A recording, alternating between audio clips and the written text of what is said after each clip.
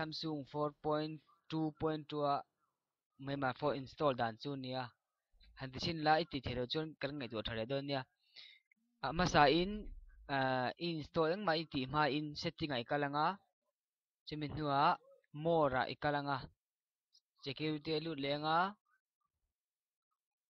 he hianin unknown source thì khai click nghe nghe nga he mi click lo chuan nakina aron dil don tho tho cha unknown source si click don nia chim zo nuwa chuan englo me ma phone chu kan install to don ani engemo I website I hon theina bera khan ni honganga I browser a khan khata khan thili tai pang he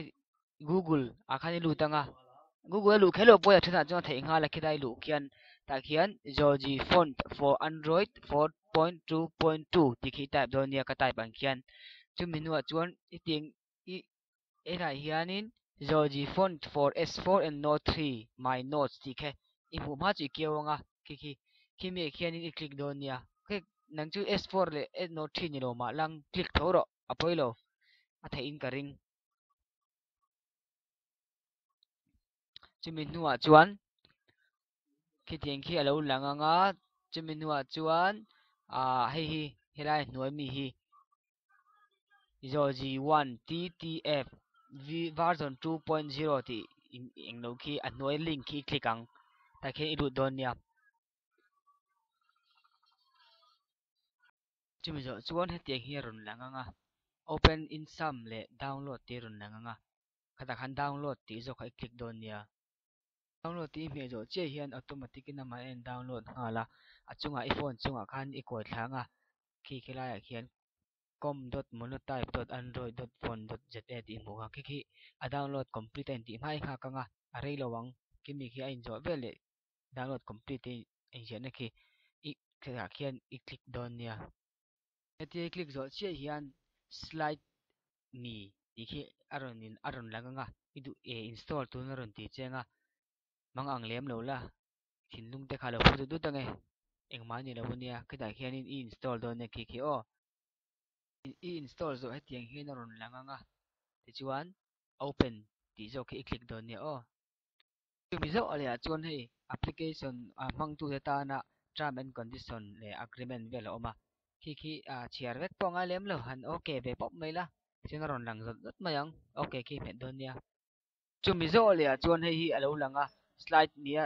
Georgie 1 TT version 2.0 download free download hi langa free download la khan I met don nia chumi zo ale a chuan hei slide mia account ne to tan login na oma mase account kana nei lo wangin nang poi nei ka ring lowa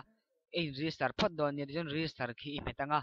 chumi zo chuan hiting hian email da an to te ron langanga ta khian ka fill up ang khian I fill up anga helai password a hian email a password kher kha mana ngai lowa new register ru ne wangin password ka chu I du du I mang theya mase email ka chu email nung lai pakhat nge nge kha I mang don nia chuan a hnuaia all done ti khi sual in hrian nei map lovin I met sia to mai don ni do le chuan hi ron langanga download ti so I met le sia bokang chuan Georgie 1 TTF khi install tu na ron ti chenga install ti khi met don nia chumi hnuwa dan ti khi met le keu don nia o ti khan home khat na chukan zo to a I back shock thak thei to ni du du nang I back shock anga ti chuan desktop englowa khan nikalanga play store ai kalanga ta hian iphone iphone ti khai chuang chu download turani iphone ti khai chu don nia ti chuan iphone ta khan iphone expert of fonts ti kha oma khi install don ni I install langa khi chumi hnu a install zo chuan open ti khi omanga yo ngak char charanga chuan open ti hian open ti khi click anga open hnu chuan hetiang hi alo langanga lo chi ai mai lo la engma ni lo wania khi sa phau poina non panic an ti kha hei poi mo la da kan ni ji ai lo tur ta khian my mai ti kha I click anga ti chuan hei my font my download le my install ti oma my install ti khen ni lu tanga chuan phone install sa lo om thewanga an nuala mai chu khaze langa atira amalama phone lo install to chinami kha zoji 1 ttf ti kha khata khani lutanga install khami akhan install te kai medonia ti chuan khi tiang khian alo omani chuan preview ti khi hilaya preview tia ading lam zo compare te kheni click anga khi tiang hin alo langang ti chuan set ti khi i click don nia set ti khian skip ti khi thaya skip ti click anga chumin hnuah chuan okay ti khi i click le don ni ti chuan zoji 1 tt iphone ti khi install tuna ron dil le chenga khita khian install ti metang an ti khi i click anga chumin hnuah setting a lutanga setting a chuan font style ti ai kalang hetia i phone a aron lang hal melo ni chuan i phone a khan i back anga setting a ilu tanga device a ilu le anga chumin hnuah chuan font ti omanga chumi a chuan ijuk click don nia ta hei tuna chuan ti na lut maya an noya kan scroll tha a ki kai font style te kan luta font style la kheni lutanga ta chuan in phone alo install tewanga heta an noi lampanga zoji 1 ttf ti le zoji 1 ttf bracket chunga iphone ti oma iphone ti zo ki install ang ki zo ki i click ang chumin hnuah yes itianga chumin hnuah i zoji 1 ttf chu alo install to don ani ti chuan chumin hnuah chuan dan ti khi met le mai nga ti chuan azo ni mai king tunaro lang ki chu engma ampoi mo to lo bek fek thei to a tu tianga alo omlo pallo ani chuan preview a ile le anga seta ilu tanga ti chuan in okay metang hei chu tunak anu le to ani preview wa value le na ka chu alo omlo palani chau ani masai kan het lak lo to ti khan ka install thale mai ni hi atira ever kat install to kha to ka ti chuan hei hi azo to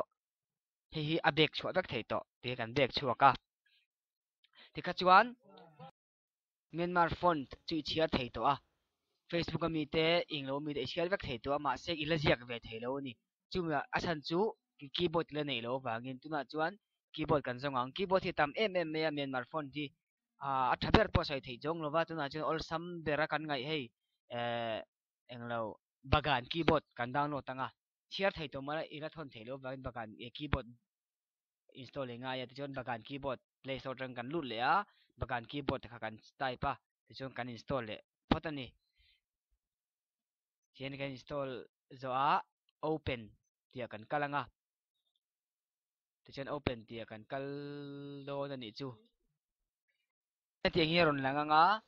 ta chuanin bagan keyboard ti khel tuna chong ke alo ka click chap to a khi nang chu len click lo mai thei ta click anga chumin go to language and input setting a khian i click anga chumin nu te hin ron langanga bagan keyboard a zo khian i click anga